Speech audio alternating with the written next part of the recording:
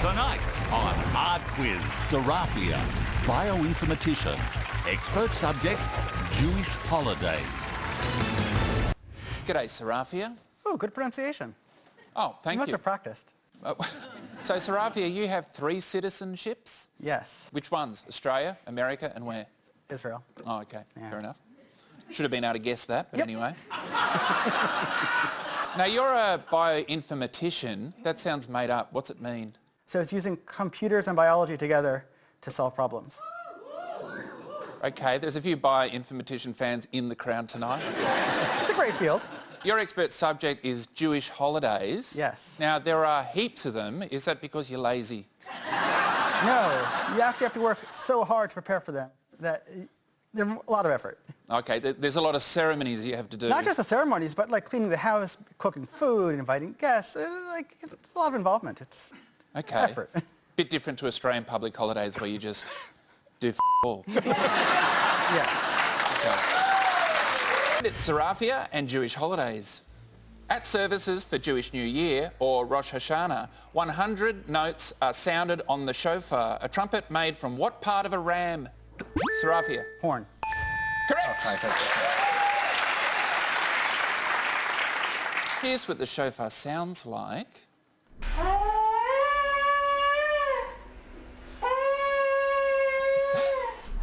I could blow better than that. You Sure you can. Are you blowing your own shofar?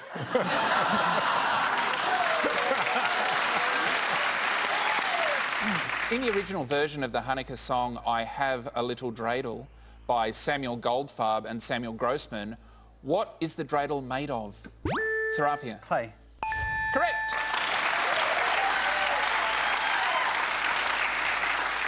The holiday of Shavuot commemorates the date Moses received the 10 Commandments, most commonly said to have occurred on what mountain?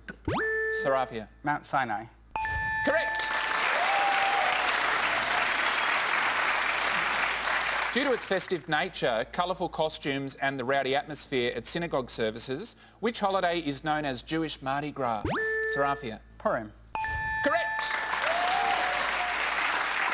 Last question in your set, Sarafia. Often described as the most important holiday of the Jewish faith and observed with a 25-hour fast, a day of prayer and repentance, is Yom Kippur, or the day of what? Sarafia. Atonement. Correct. 5 from 5 for Sarafia. Very good. All right, we're... Final round. Head to head, Jewish holidays versus John Eel. Hard Quiz. Now, there can only be one Hard Quiz champion who gets to take home the limited edition big brass mug. Sarafia, what will you do with the mug if you win? Use it for Jewish holiday rituals. Oh, okay. Yeah. There's kiddush, where you fill that with wine or grape juice. But Yep. too much for wine. Yep. So probably grape juice, and then you say the blessing on it, start of the meal. Or you can use it for washing your hands at the beginning of the meal. Yeah. You ready, Sarafia? I'm ready. Okay. In 2016, the Israeli Ministry of Agriculture released an animal rights cartoon that urged practitioners of the Jewish faith to contribute to a charity in lieu of what custom? Kaparot. Well, swinging a chicken around the head and killing the chicken, donating it for the needy. So your answer is? Kaparot is the name of the... Correct. The actual ritual is really awful. Like, many birds don't actually go to feed anyone, and they're treated awfully before they're swung around the heads. And even just swinging a live animal around your head, that's not very nice. I grew up on a farm. I don't give a shit about chooks. I eat chicken out of spite. Don't even like it. A vigil to study the Torah on the first night of Shavuot became a custom in the 16th century, which historian Elliot Horowitz links to the introduction of what commodity? Coffee. It's an interesting article. Correct.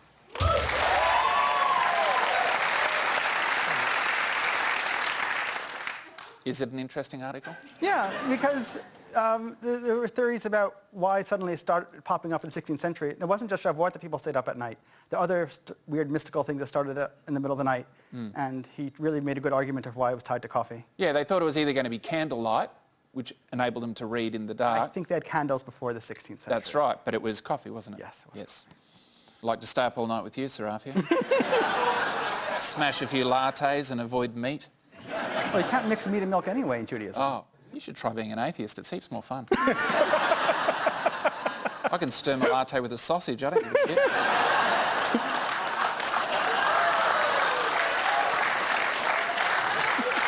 Sarafia.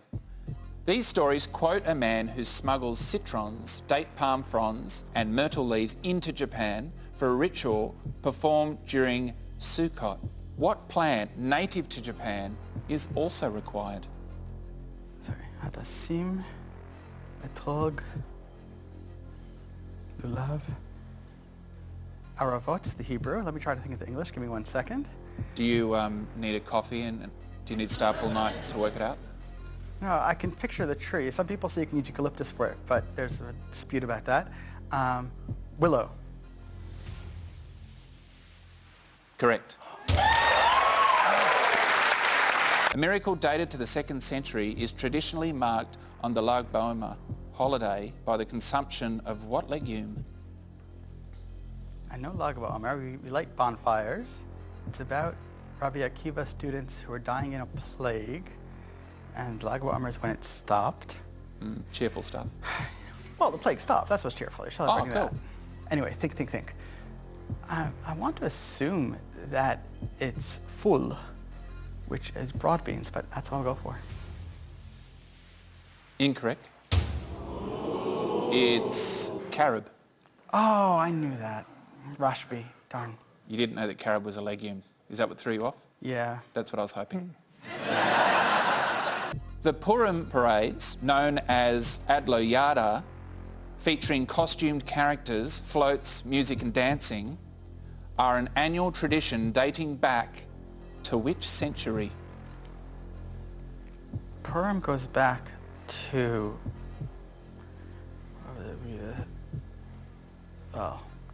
2nd century BCE. Is that 135? I don't know. But that's when Purim is. But then... it would have to be much later. It might even be this century, or last century. I'll say 20th century. Sarafia, it pains me to say this, but you are correct! Which means you are tonight's Hard Quiz Champion! Quiz Champion, you get the big brass mug, and you get to do the sign-off. Thanks for playing hard.